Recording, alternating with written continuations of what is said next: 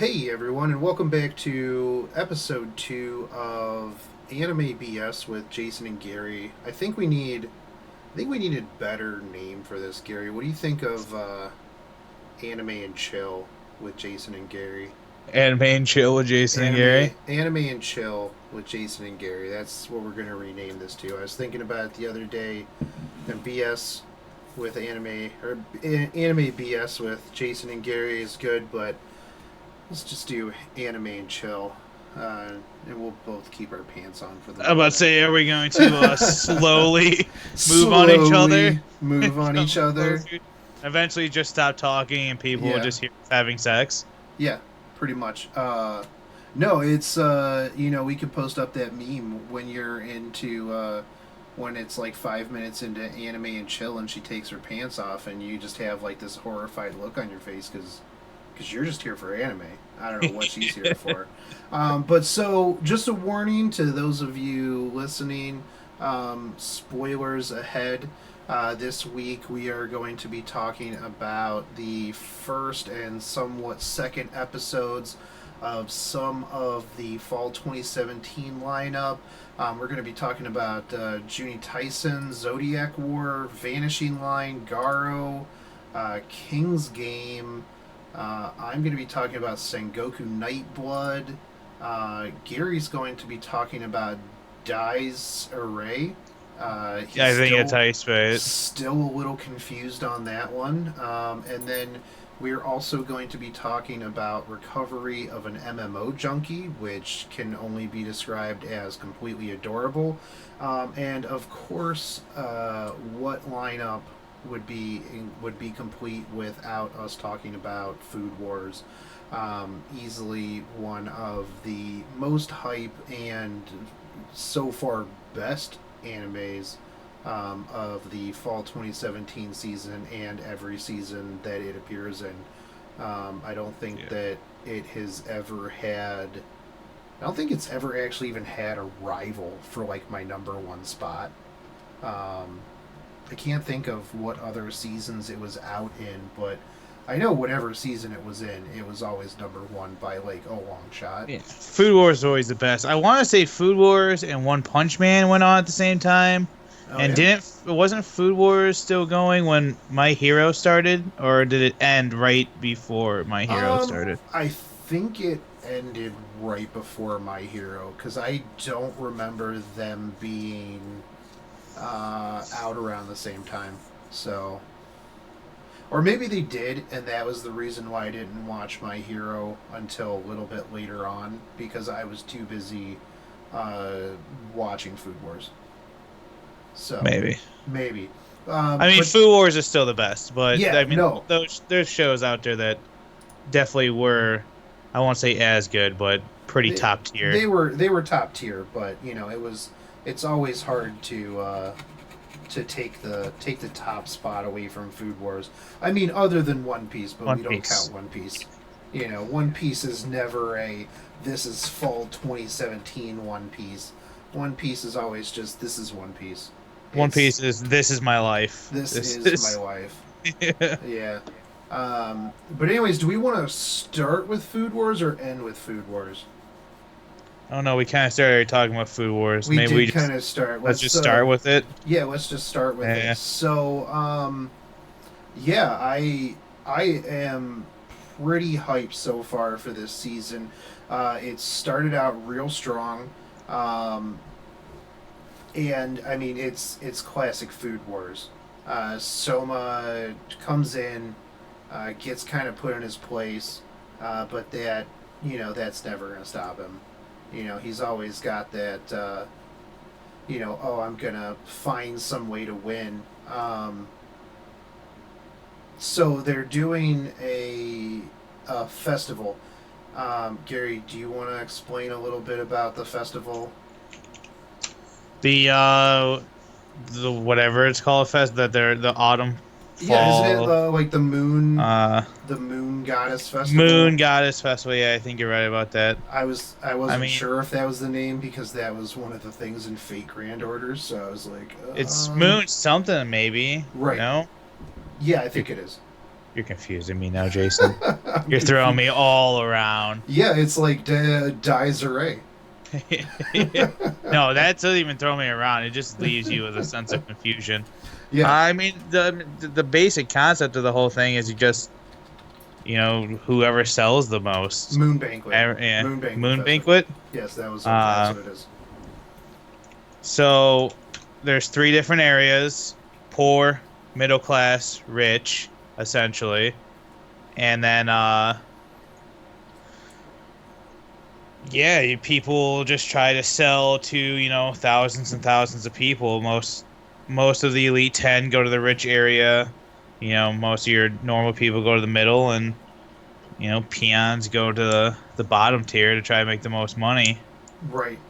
So a little bit of backstory on the Moon Banquet Festival and what's going on in this. So before this, Soma tried to challenge all of the Elite Ten to a Shokugeki, but every one of them has just straight up refused him. The only person that has even given him a glimmer of a chance is Kuga, who is part of the Chinese Cuisine RS team, I believe is what it's called. Chinese, yes, Yeah, and yes. he is currently, I think, if I remember correctly, he is the 8th seed out of the Council of 10. And basically, what he said to Soma was, "Hey, if you can top me in anything, in any sort of situation, he's like, I'll give you a chance to, to throw down with one of the big dogs." So Soma is currently using the Moon Banquet Festival to basically show him up, and of course, in typical Soma fashion, he's going to straight up battle Kuga in his home turf. He basically just throws down, goes and sets up his booth straight across from one of the Elite 10. Dude has like a giant army of people following him. He's got like super popularity, and Soma rolls out with just this like food cart making what was it, black pepper buns, and that's where it ends. He just basically just like raw dog just whips it out, throws it down, and says, "Hey, I don't need to be fancy. I'm gonna battle you in Chinese food. I'm gonna wreck you," because the whole episode before was him trying to basically mimic Kuga's mopu tofu. I think that was what it was called. The dish that Mobu tofu, yeah. yeah, and it's all about spice and everything like that. And Soma's trying to make a better version, and then like he finally has a flashback to like when his dad's like they're doing like a festival, and his dad's like, "Nah, man, we're gonna make these, and it's gonna be the biggest seller ever." And so he rolls out, and he's like, "Oh yeah, no, I'm just gonna do what my dad taught me back in the day, because my dad's a boss." Um, and so that was pretty much where that episode ended. So I still think, and we talked about this, Gary, but I think that this is going to be one of those opportunities, or one of those things where he just can't win. He's going to get beat. It's not going to be like a complete disaster. He's not going to get like completely destroyed. It's going to be real close, and I think that what's going to happen is Kuga's going to come back and be like, "Yo, you topped me in like willpower and like resolve. So, you may have lost, but I'm going to give you this shot. Or it's either going to be him or maybe one of the other Elite 10 is going to be like moved and be like, no, man, he may have lost, but holy crap, that dude was a straight up boss. I want to battle this guy." Like that's how I think that this is going to go, and I feel like that would be very typical of Food Wars to do that. Like get beat, but still be the victor. Like, you got beat, but you learned something, and you still came out looking like a boss. Yeah, I agree. No, he's I can't see him winning against Kuga, but it'll be a growing experience for him, and he'll be upset he lost again. Yeah, and the thing is like every time that he loses, he just comes back like way better. It's Yeah, not like some of these people where they lose and then they're shamed forever. Not that many people in this series do that. A lot of people get that like infectious desire to be better from Soma, and even after they lose, they're like, "Oh, I'll come back and show you, Soma. I'm gonna get so much better and do all of the things." So he'll definitely. It'll at least be very interesting to see how it works out because, like I said, Kuga's got like this giant setup. He's got like hundreds of people just like knowing his name already lined up. He's got a whole crew of chefs that can make his dish like by memory and stuff like that. And so it's definitely gonna be interesting. Just in terms of sheer quantity, I don't know how he would be able to throw out as much food as he would because of the fact that he's got to feed and sell a ton of stuff, and he only has like two clay cooking pots, and yeah. it's just him and the one what was her name, Megumi. Uh, Uh, Megumi. yeah, Ye- Totoro. Yeah, Yeah. yeah, So, I mean, it's definitely picking up. There's still, the typical food wars action. The first episode was like a little bit of a recap of the OVA that was out. So it did a pretty good job of covering that part. If you haven't watched the OVAs, it did a little bit of a good recap on that and kind of set the stage. And then the second episode was kind of where it picked up. Like, so the second episode, in my opinion, was more or less the first real episode of the series of this season. yeah. The first episode was, had to set up what it had to set up, though, because not everybody could see those OVAs. Right, right, yeah. Uh, And I mean, I didn't even know that they were out for a while until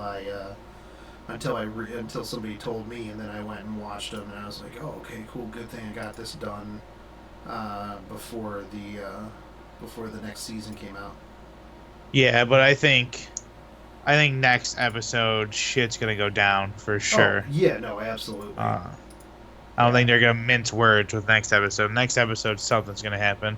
Oh yeah, no. Next episode, I feel is going to be just the whole, it'll take two more like this next episode, and then the following episode will finish this up. In my opinion, I think it'll only be Yeah, two episodes, and then we'll go on to the next part because like Food Wars, for the most part, really hasn't ever like stagnated and been like, oh hey, we're gonna go over the course of like 6 episodes, dragging on. It's usually pretty quick and filling.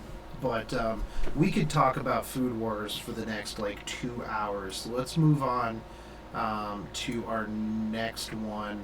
I'll talk about King's Game because this one's going to be pretty quick, just alright. like the series. So watch this, and the premise is really good. So basically, the premise is the main character transfers to a new high school, far from where he used to live. The reason is that there was an incident at his old school. Basically, everyone in his class died. And so the reason, and it starts out kind of weird. It's like the finishing part of like what happened at the previous school, and so the King's Game is basically a single text message gets sent to your phone. from somebody calling themselves the king. And basically, you have to do whatever that text message says. And if you don't, you get punished. Now, so at the very beginning, it seems like it's very light-hearted pranks. It's like, oh, kiss this person or hold hands with this person. But as it goes, it gets like progressively darker. Like it's like cut off your own hand. And so, like at the very beginning, a lot of people are like, "Oh, haha, this is a joke," whatever. And then they start not doing the demands, and then people just start dying. And so the main character's the only one who knows what's going on because he's at a completely new school and it's happening again. And so, like, from the premise, I'm like, no, this is going to be super sweet. The problem is the pacing of the anime is just way too fast. You don't get to really read the text messages unless you literally pause the anime because it goes by way too fast. Even if I could read Japanese and I didn't have to try to read the like tiny little subtitles for it that are over the phone, like there's no way that I would be able to read it as fast as you can.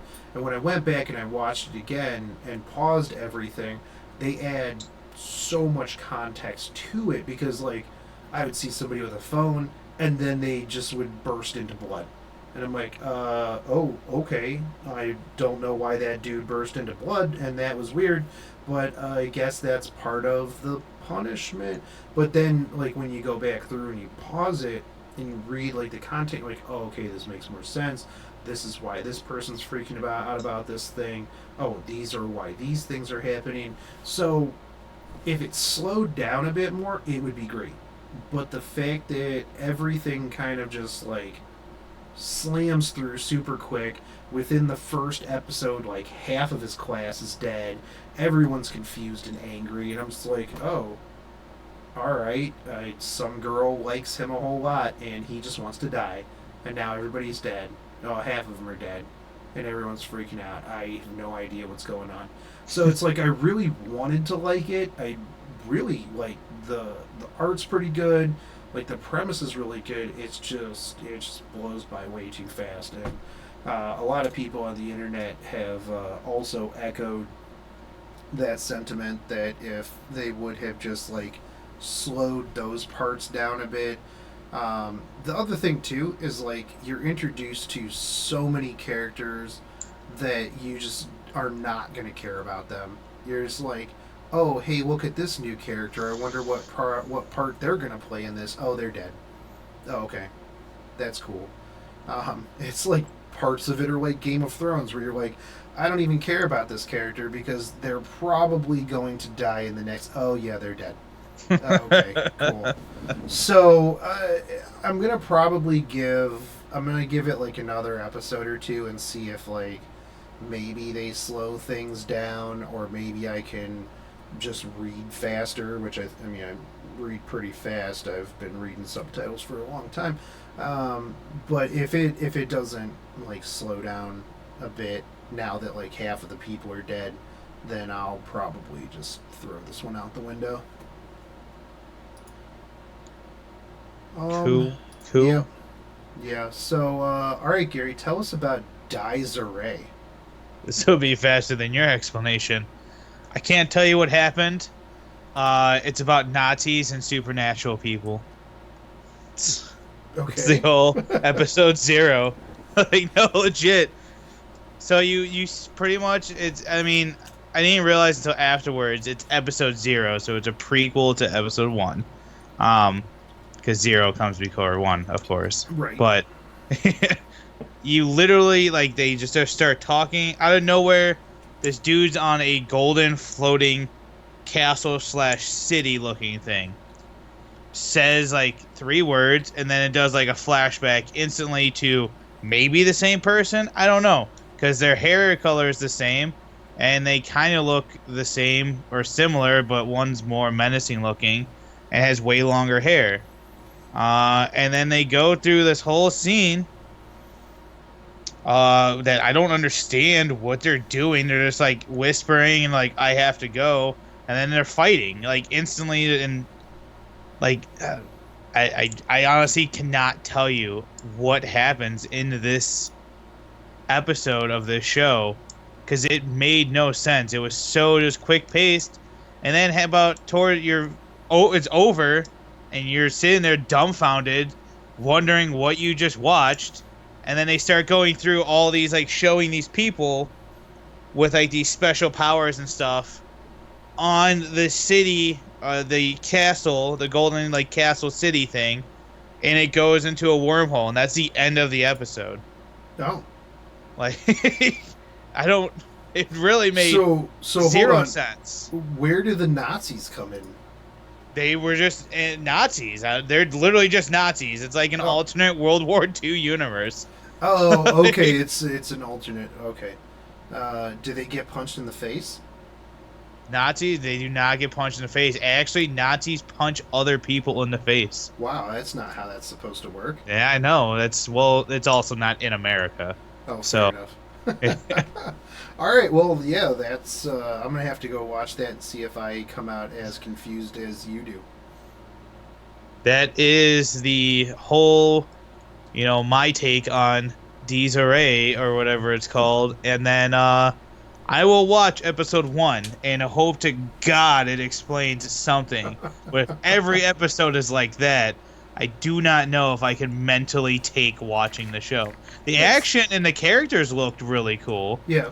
But the artwork looks really good on it, and it was definitely on my list of things to watch. So, I mean, I'll probably give episode 0 a watch, and then I will give episode 1 a watch, and if it's not good, I probably will throw it out as well. Yeah, I will drop it after. I'll probably give it to episode 2. The three episode rule essentially on it. Right. So we will see. Cool. Right now I'm just confused and it irritates me. Cool. All right, so I'll talk about Sengoku Nightblood. Have you watched this at all? No, it looked kind of stupid, I guess. I'll call it might be. And Crunchyroll ratings will say the same. That it is at 2.5 stars. So when I first started watching it, this was very, girl gets whisked into Romance of the Three Kingdoms worlds with your Nobunaga, all of those, all of the famous ancient people. But there's a twist.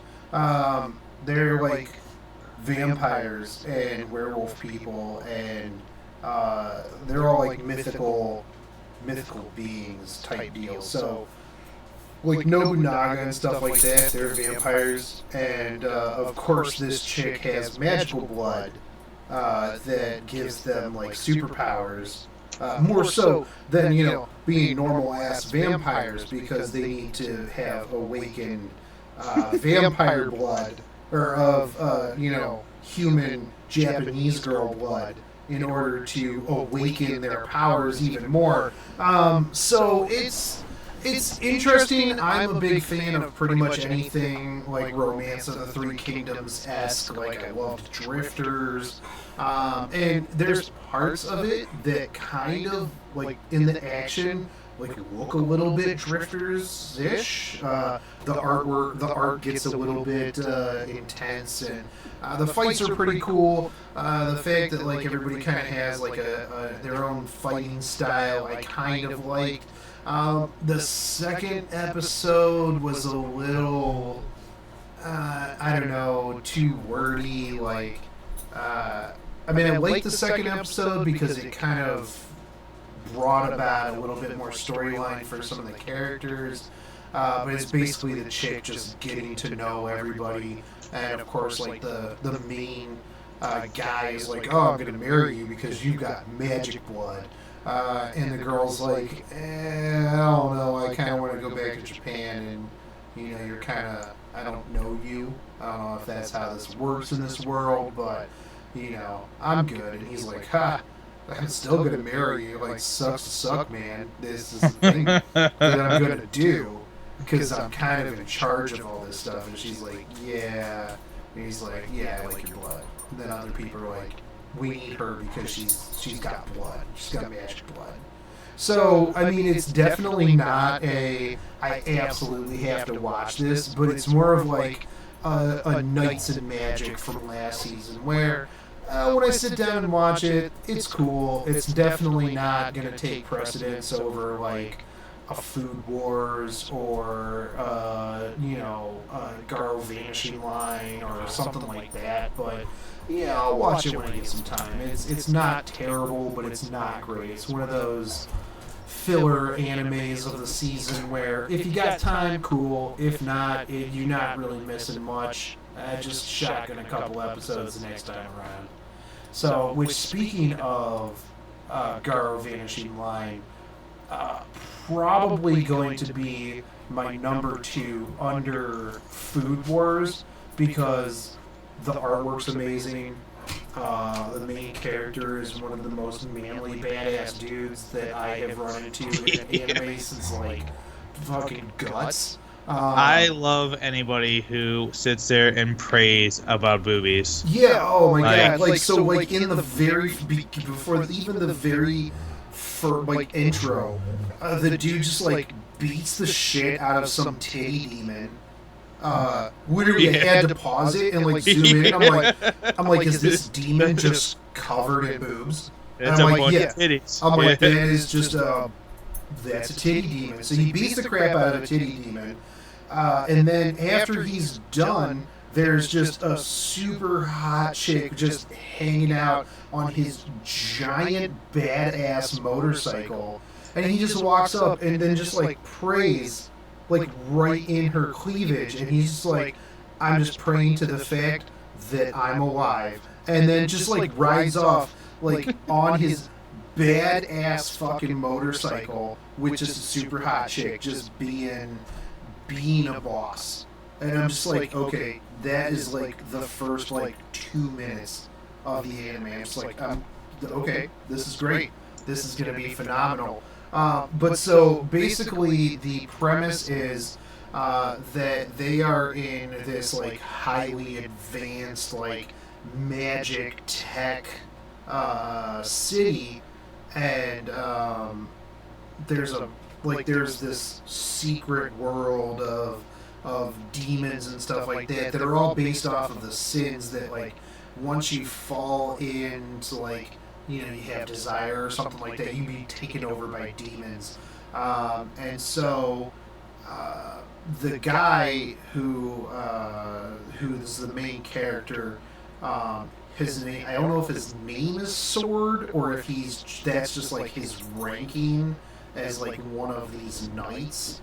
But basically, he's a super badass, and he meets this girl named Sophie, and they're both kind of looking for this place or thing called El Dorado. I didn't really get a whole lot of understanding behind that, other than, like, that the chick had, like, a clue and she's looking for El Dorado, and there's somebody missing in her life, and that's the only clue that she has.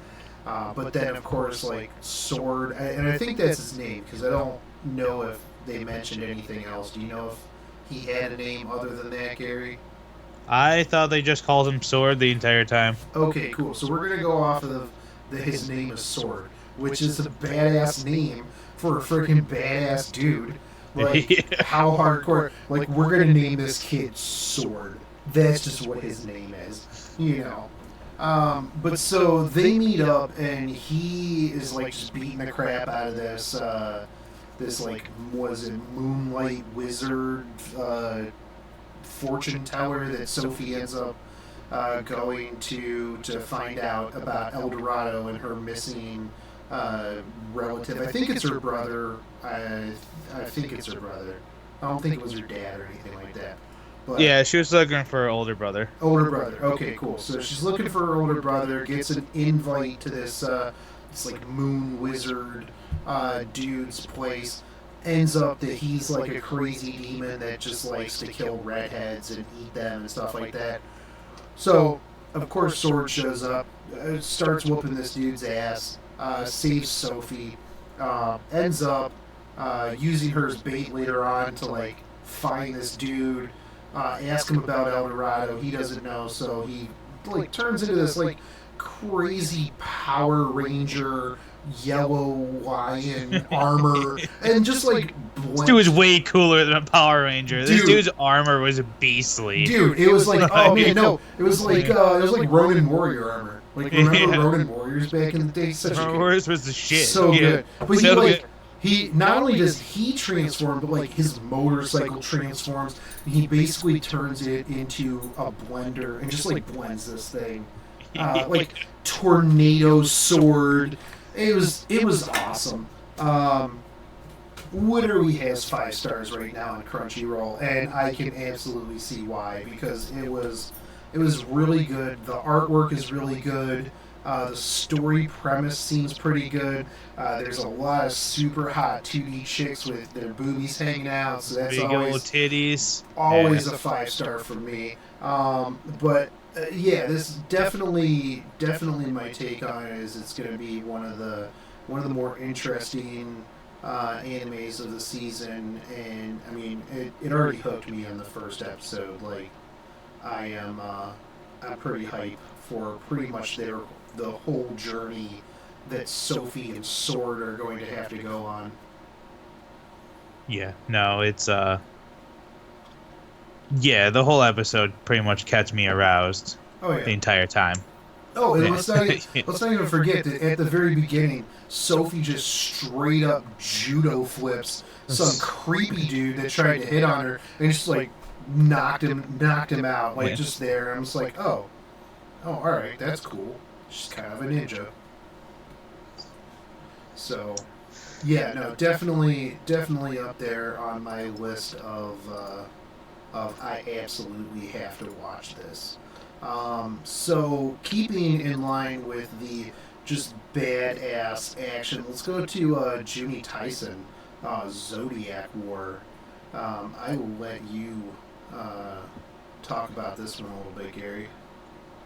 I mean, mostly what I'm gonna say is it's stupid and it irritates me because it has such a great premise. It should be so much better than it is. Like how you have the 12 best warriors, the 12 zodiacs, all come together in a tournament. Right. You don't and get so, much cooler of a premise than that. Like there's literally Right. one of the coolest premises you can get. And so, But- for some reference on that, what Gary's saying is that like, so each of the zodiac symbols, like ox, tiger, rabbit, stuff like that, are represented by a clan whose Elite warriors. best warrior is present in this war. So they have to fight each other, and last man standing gets a wish. So, so previously the Boar clan had won, and the whole first episode is just about the Boar clan and like how badass. Not Like, even just the Boar clan. It's about the daughter of the the older daughter of the Boar clan. It's all about her yeah, and how she manipulates. And it was really cool. I was like, this is deep. Yeah, I can see where this character's transformation goes. oh yeah. Whole first episode is about this, and then spoiler, she dies in literally So- 5 seconds. So out of bad. nowhere. Like Yeah. it wasn't even like a good fight. Like the whole episode is like how she wasn't chosen, but her younger sister was, and she just manipulates her younger sister into like being crazy and basically killing herself. And then like taking over, and then like, oh, I'm gonna prove, to my dad that I'm the I'm best. the That best. I deserve to And be then- here. Yeah, and then like she's killed in 5 seconds. Like literally like 5 seconds. You're like, her powers, she's got like 2 assault rifles that never Not even need assault reloading. rifles. They're fucking light machine guns. Yeah. Yeah, Guns basically that just two shoot all the time. Yeah. right. And Just shred you to pieces. Yeah, her power is that she doesn't ever need to reload. And so you're just like, oh dude, she's gonna like lay down just way wastes everything. No, it's just dead. Just dead in the first 5 seconds. And but the person who killed her is pretty cool. It's the rabbit zodiac sign, and he's a necromancer. I wouldn't even say he's cool. He's weird and creepy. He's weird and creepy, and it but makes him cool. I like you know, it's a good premise. Yeah. Yeah. But he's like, oh yeah, no, he's insane. yeah, Like he's insane and really creepy. But I think that and the necromancer power is gonna like add to it. I'm gonna be really, really disappointed if they're like, oh yeah, no, this guy's cool and creepy and he's a necromancer, and then like somebody just shows up and they're like, oh, and now you're dead in 5 seconds. oh, and now let me just crush your face because Oh yeah, that's how people die. Like, right. that's how you're a badass warrior who bites bullets and shit, but crush your face. You're dead. Yeah, so what Gary's talking about is in the was it the second episode? Yeah, second episode. Second episode. You have the dog and the rooster, and they decide the rooster's like, hey, let's team up because we're stronger together, and in a battle royale you form alliances to get rid of the stronger people, and then you fight amongst yourself.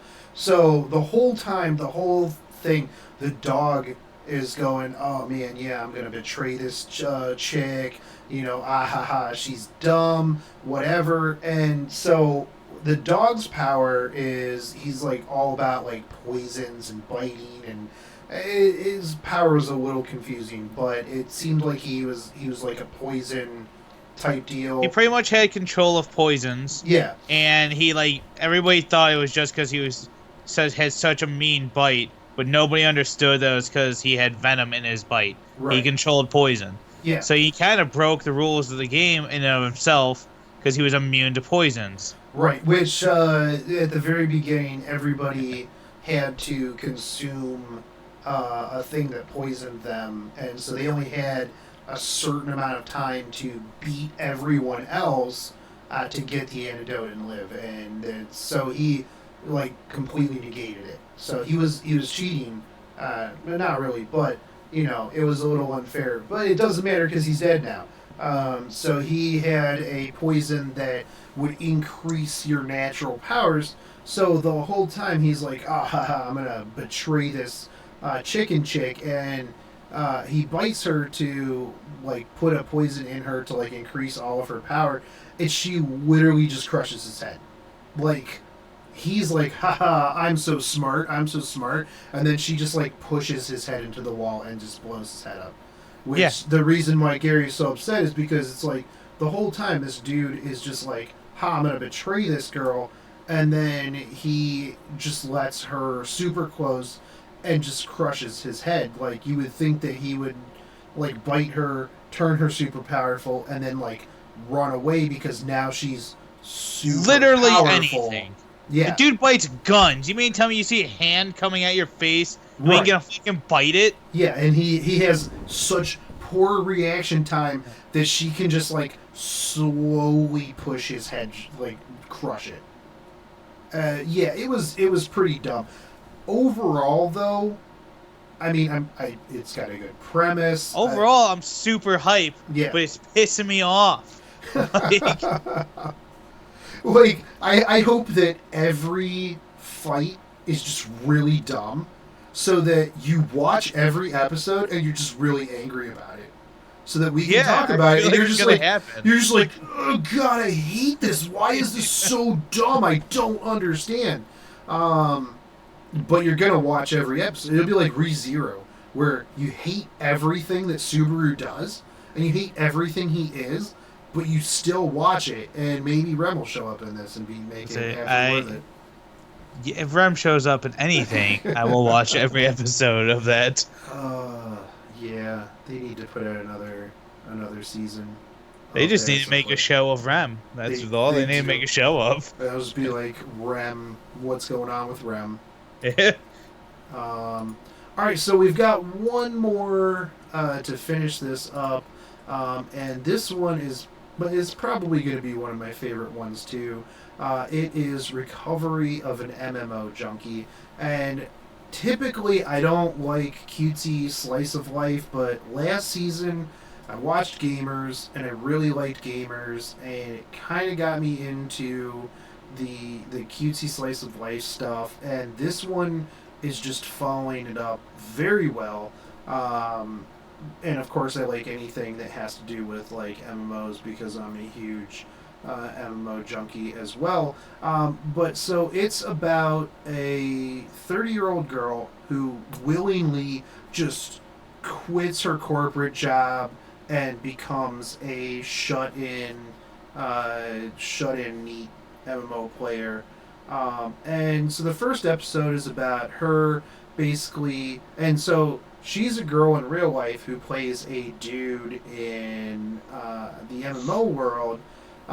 And so she ends up meeting a female character who is coincidentally played by a guy in real life, and of course they form an in-game cutesy relationship and all of this other stuff.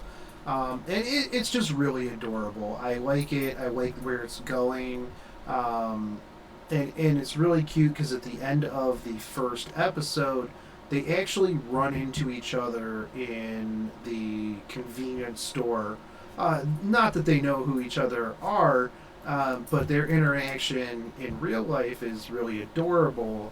And of course, they don't actually know that either one is the opposite gender in game either. So, which is kind of funny because the guy character is having questionable feelings. He's like, man, I'm kind of falling for this dude character, and the girl's like, huh. I'm kind of falling for this chick. Cute chick, and I've got to be so adorable, the manly one. And so it's pretty funny because obviously when I played an MMO, I played a chick character, and dudes were like, "Man, you're so cute, girl." They're like, "Hey, let me holler at you, shorty," and I'm like, "Hey, dude, what's going on?" I'd hop on Vent and I'd be like, "Hey, man, what's going on?" And they're like, "Wait, you're not a girl at all," and I'm like, "I never said I was, but." Thanks for that epic mount, my dude. So it's pretty funny that they're swapping their gender out, and I really I like the idea of them casually running into each other in real life, and I wonder how many episodes it's going to take before they realize that they are that character. I hope it takes every single episode. Every single, yeah. And then they the don't very know. end, yeah, they meet up and they know, and then that's the end of the show. That is the perfect ending to that show. Yeah, it would be. That would be so good. And I feel like they can meet in real life, but they just talk about the game. But they are so embarrassed to talk about their in-game relationship that they just talk about the game and they never find out, like you said, until the very end that they are that person. Yeah. You know what I thought was absolute bullshit about this show, actually, and I almost called shenanigans until they fixed it. What? Was the mouse and keyboard the chick used in the first when she starts playing. Uh-huh. I was like, no person, self-respecting, elite neat, as she calls herself, would use a garbage keyboard and garbage mouse like that basic shit. Well, yeah, but you saw that she upgraded her computer. Yeah. Again, they fixed it. Yeah, but you gotta start somewhere. Me at first. Yeah, well... I don't know that she necessarily was like, oh, I'm an elite neat right now. That's what she said. No. Was she? In the very beginning of the episode, she goes, don't get me wrong. I'm not like those casual neats. I am an elite neat. Well, maybe it's because she hadn't played in a long time and she didn't have... Hey, I go 6-month periods of playing MMOs, and I still have badass keyboards, mouses, and all that other shit. Yeah, maybe she had to trade it all in when she went to the corporate world, Gary. I didn't. I always took my gaming keyboard with me to work, and then people would get mad because I would have a mechanical keyboard, and I would just be sitting there all day like, and they would just be like, "Dude, your keyboard is so fucking loud," you know. Fucking So deal with it, yeah, scrubs. deal with it. Put on your noise canceling Turtle Beaches, dude. Come on. Like, oh, you can't afford $400 noise canceling headphones? Come on. What kind of gamer are you? And they're like, I'm at work, dude. And I'm like, oh, my bad. But so yeah, no, definitely though, it's gonna be a cute anime. I'll watch it after I watch Garo Vanishing Line, so that I have the super violent, manly one followed up with by my super cutesy one to balance everything out. It's like when I used to watch Berserk and then Tiny Fairy Snow Princess Sugar. I'm like, I need to balance both sides of this out. But, alright, guys, I think that is going to be it for us. These are what we're watching. So, next week, we'll probably come back, tell you about the next episode, spoil some stuff for you, maybe talk about whether or not Irae Gets better. gets better or not. I'll probably watch a bunch of new stuff by then. Yeah. Yeah, Yeah. no, I know there's still more stuff out there. There's more things coming out, so we will make sure that we stay up to date and spoil everything for you with our opinion. Maybe next week you hear some sex noises from our Maybe from Gary Anime and Jason and Anime and Chill. Anime and Chill with You Gary never and know. Jason. So, anyways, guys, if you like the content, make sure you hit that subscribe button. Leave a comment down below with what you'd like to hear us talk about next time, and we will catch you next week. Deuces. Peace.